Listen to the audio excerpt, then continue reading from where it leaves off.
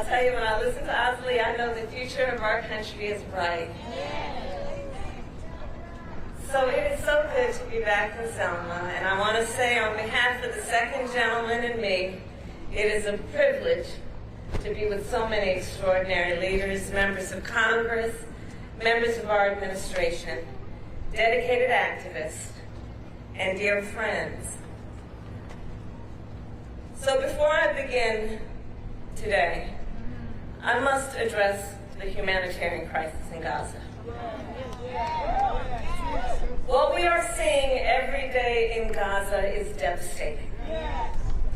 We have seen reports of families eating leaves or animal feed, women giving birth to malnourished babies with little or no medical care, and children dying from malnutrition and dehydration. As I have said many times, too many innocent Palestinians have been killed. And just a few days ago, we saw hungry, desperate people approach aid trucks, simply trying to secure food for their families after weeks of nearly no aid reaching northern Gaza.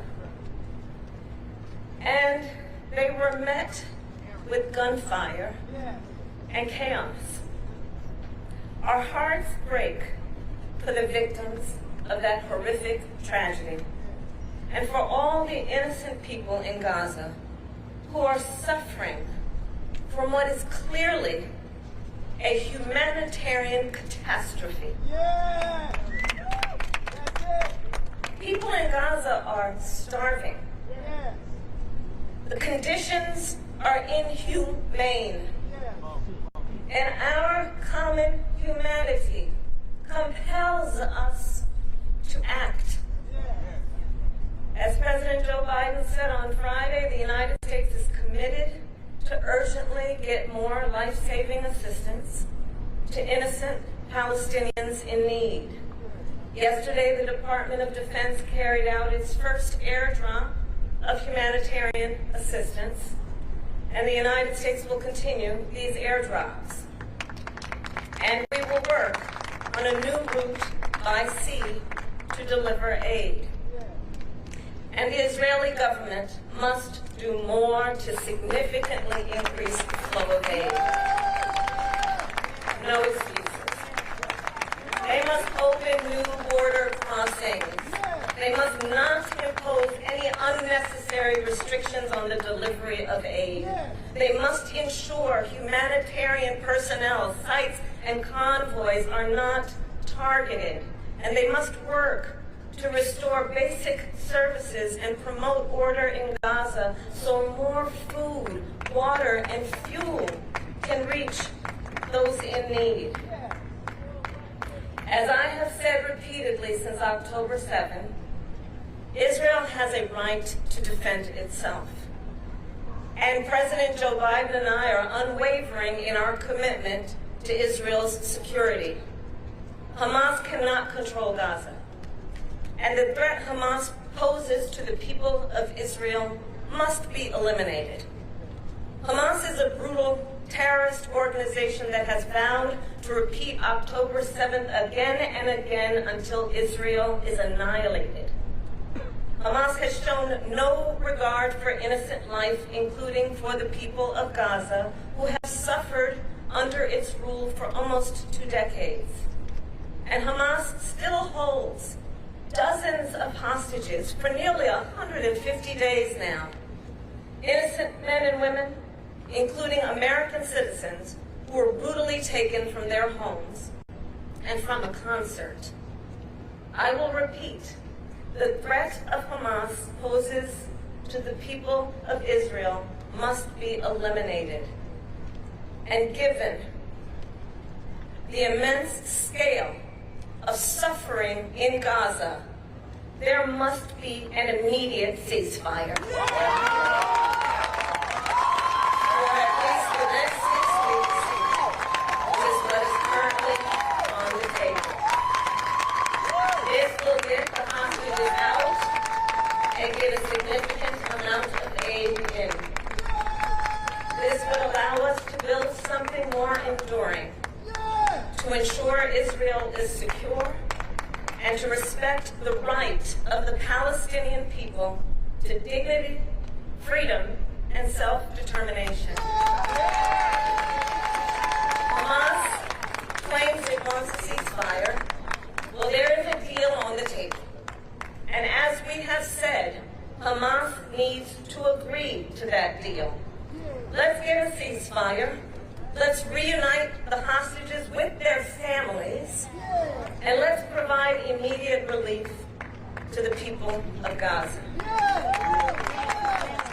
I will now address the occasion for our gathering today on this hallowed ground on the foot of the Edmund Pettus Bridge, where 59 years ago, on a cold Sunday morning, 600 brave souls set out from Selma, hand in hand, shoulder to shoulder. They marched for the freedoms that were theirs by birth and theirs by right. The freedom to vote, the freedom to live without fear of violence or intimidation, the freedom to be full and equal members of our nation. They marched peacefully. They knew violence against them was inevitable. They knew they would be surrounded by troopers with nightsticks. They knew they might be trampled by horses. Even so, they marched forward. But they were forced to retreat. And yet, they would not be deterred, defeated, or denied. And they returned to this bridge while many were still bound in bandages, because they knew what was on the other side. A promise of a future that was more equal, more just, and more free. And yes, they crossed this bridge. And in so doing, they also built a bridge. They brought together white Americans, black Americans, all sorts of Americans, and ministers and rabbis and members of SCLC and SNCC and folks of all ages and backgrounds. And less than 6 months later, the Voting Rights Act of 1964 was signed into law. The story of Selma, a story of our nation. Freedom is fundamental to the promise of America. Freedom is not to be given. It is not to be bestowed. It is ours by right. And the power behind the promise of freedom has always been in the faith of her people and our willingness to fight for freedom, be it on the fields of Gettysburg, in the schools of Little Rock, on the streets of Ferguson, and on this bridge right here in Selma. And today we know our fight for freedom is not over, because in this moment we are witnessing a full-on attack on hard-fought, hard-won freedoms. Starting with the freedom that unlocks all others, the freedom to vote, the sacred freedom to vote. Today, in states across our nation, extremists pass laws to ban drop boxes, limit early voting, and restrict absentee ballots. In Georgia, extremists passed a law to even make it illegal to give people food and water for standing in line to exercise their civic duty and right to vote. I ask the friends here, Rev, whatever happened to love thy neighbor? The hypocrisy abounds. And do notice, the governor of Georgia signed that law on the 56th anniversary of this very march. Across our nation, extremists attack the integrity of free and fair elections, causing a rise of threats and violence against In the face of these assaults on the freedom to vote, and in honor of all those who crossed this bridge, President Biden and I will continue to demand that the United States Congress pass the Freedom to Vote Act and the John Lewis Voting Rights Advancement Act. The fight for freedom. Today in states across our nation, extremists propose and pass laws that attack the freedom of a woman to make decisions about her own body. Laws that would make no exception even for rape or incest. Here in Alabama, they attack the freedom to use IVF treatment. Women and couples denied the ability to fulfill their dream of having a child.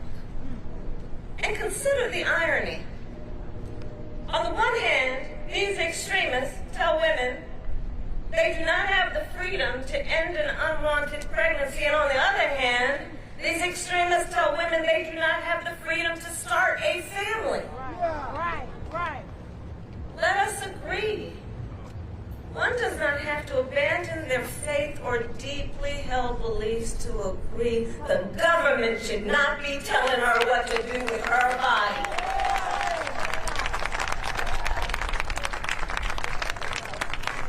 Fight for freedom. That every person in our nation has a right to be free from the horror of gun violence. And yet today, these extremists stand by and refuse to pass reasonable gun safety laws to keep our children and places of worship safe. Freedom. That every person in our nation has a right to be free to love who they love openly and with pride. And yet, just this past year, extremists have passed or proposed hundreds of laws targeting LGBTQ people. Freedom. That every person in our nation has the freedom to learn and acknowledge our country's true and full history. And yet today, extremists pass book bans in this year of our Lord 2024.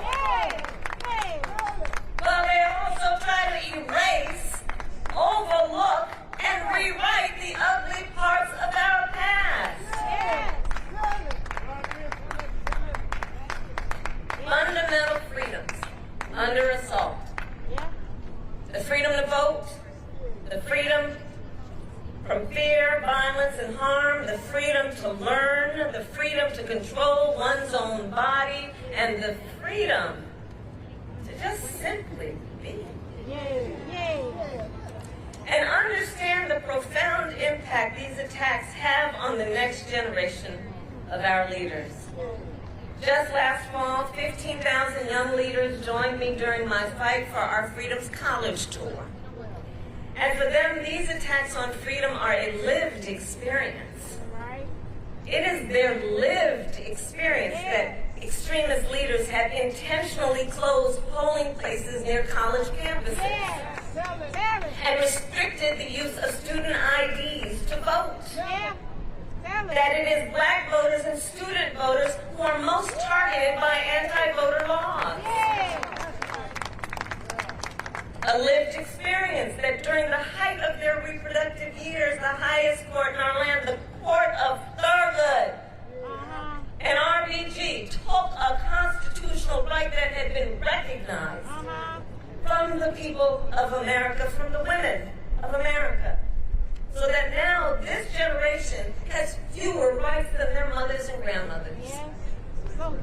Their lived experience that from kindergarten to 12th grade they have consistently had to endure active shooter drills. While extremists refuse to pass universal background checks, red flag laws, and an assault weapons ban. Our young leaders, well, they are clear-eyed about what's at stake. And in the spirit of the young John Lewis, I know they too will not be deterred, they will not be defeated, and they will not be denied. So Selma, The challenges we currently face are not unlike the challenges faced by those 600 brave souls 59 years ago. And in this moment, we too then are confronted with a fundamental question: what kind of country do we want to live in? Do we want to live in a country of freedom, liberty, and justice, or a country of injustice, hate, and fear? We each have the power to answer that question with our voice, with our feet, and with our vote. I'll close by sharing with you, in my West Wing office in the White House, yeah, that's where I work, I hung a piece of this artwork that is the first thing I see when I walk into my office in the morning. It's a large framed photograph taken on Bloody Sunday depicting an injured Amelia Boynton receiving care at the foot of this very bridge. And for me, it is a daily reminder of the struggle, of the sacrifice, and of how much we owe to those who gave so much before us. Yes. History is a relay race. Generations before us carried the baton, and now they have passed it to us. So let us continue to organize, let us continue to fight, and let's make some good trouble along the way. God bless